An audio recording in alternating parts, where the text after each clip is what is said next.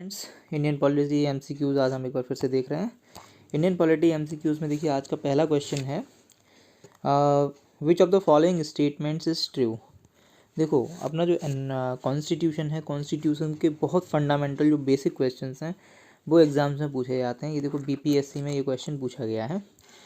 इनमें से पूछा गया है कि कौन सी स्टेटमेंट सही है। ठीक है, पहली स्टेटमेंट है federal form of government is in United states of America. तो अगर आपने कॉन्स्टिट्यूशन के फंडामेंटल समझे होंगे तो आपको पता होगा कि federal form of government USA के अंदर है। ठीक है, ये स्टेटमेंट सही है बिल्कुल। बाकी स्टेटमेंट्स हम देख सकते हैं एक बार। Government of India is federal and unitary both, ये गलत है। कॉन्स्टिट्यूशन ऑफ इंडिया क्या कहता है? India that is Bharat. Article 1 अगर आप देखेंगे कॉन्स्टिट्यूशन का तो वो साफ साफ कहता है India that is Bharat shall be a union of states. तो वहाँ फेडरल नहीं लिखा हुआ है। हालांकि कॉन्स्टिट्यूशनल एक्सपर्ट्स ने कहा है कि जो हमारे फीचर्स हैं वो फेडरल जैसे ही हैं, लेकिन ऑफिशियली हम फेडरल नहीं हैं। ओके, सो स्टेटमेंट गलत। Government of France, prime minister of Pakistan, prime minister of Pakistan is appointed, मतलब फुलेस्ट स्टेटमेंट्स हैं ये।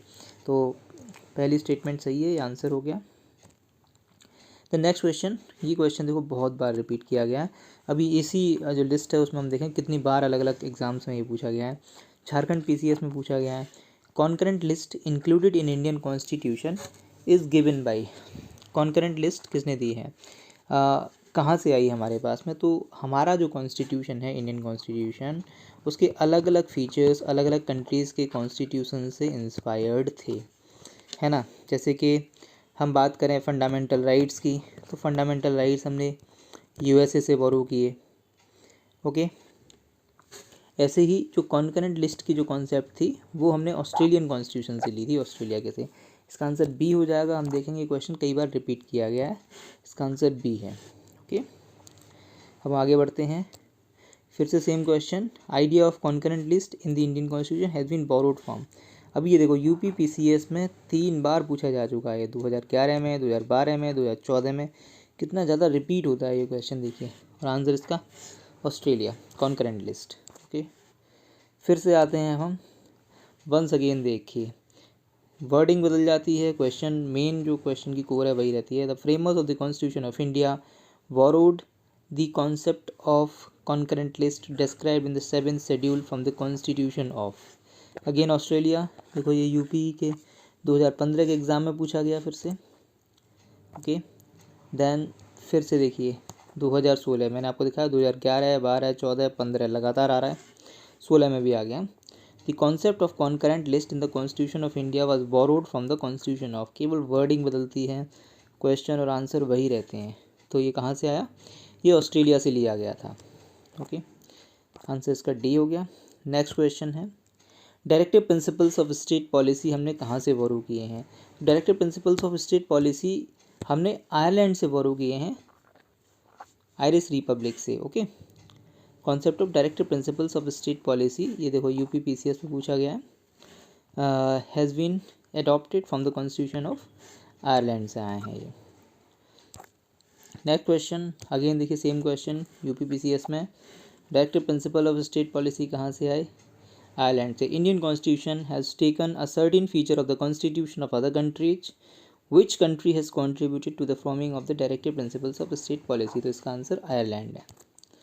Next question, in giving representation to talent, experience and service in the composition of the Council of States, the constitution makers of India were influenced by the example of। तो ये basically Rajya Sabha में 12 seats हैं वो जो reserved हैं आपकी special talent, science, art, literature की representation के लिए। ओके, तो उसको इंस्पिरेशन कहाँ से मिली थी उस चीज़ को लाने के लिए?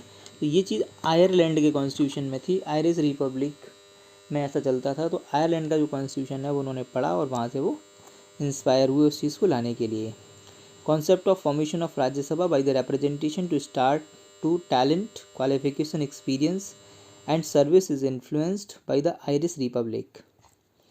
नेक्स्ट मैच द फॉलोइंग वाला है, वही चीज़ें हैं जो आपको आती हैं। फंडामेंटल राइट्स कहाँ से आए हमारे पास? यूनाइटेड स्टेट्स से आए। पार्लियामेंट्री सिस्टम कहाँ से आया?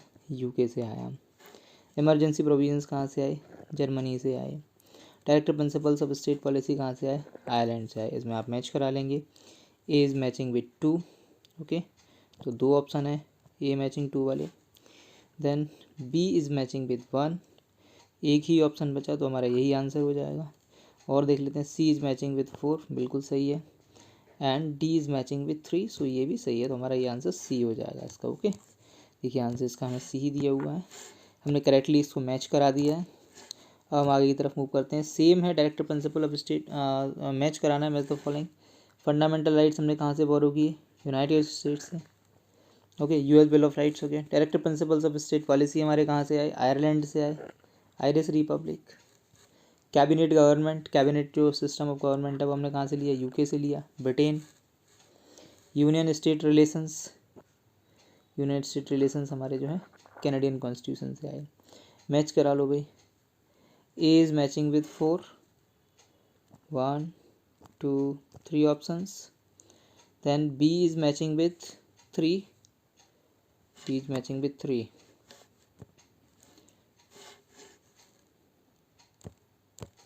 एक ऑप्शन ये है और एक ऑप्शन ये है, ओके।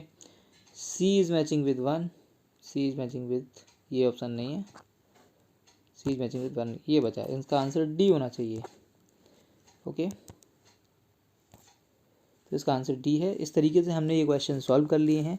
इंडियन पॉलिटी में आप लोग ध्यान रखें कि कॉन्स्टिट्यूशन हमको पढ़ना है, कॉन्स्टिट्यूशन के जो आर्टिकल्स हैं उनको 3-3 4-4 बार पढ़ लीजिए, ठीक है, बस ध्यान से उनको पढ़ लीजिए।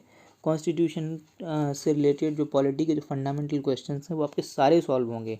और ज़्यादातर एग्जाम्स में, चाहे वो IAS का एग्ज़ाम हो, चाहे वो PCS का एग्ज़ाम हो, चाहे वनडे एग्ज़ाम हो, पॉलिटी के फंडामेंटल क्वेश्चंस ही पूछे जाते हैं और उनको सॉल्व करने का बहुत सिंपल सा तरीका हमने आपको यहाँ पर बताया है, ठीक है।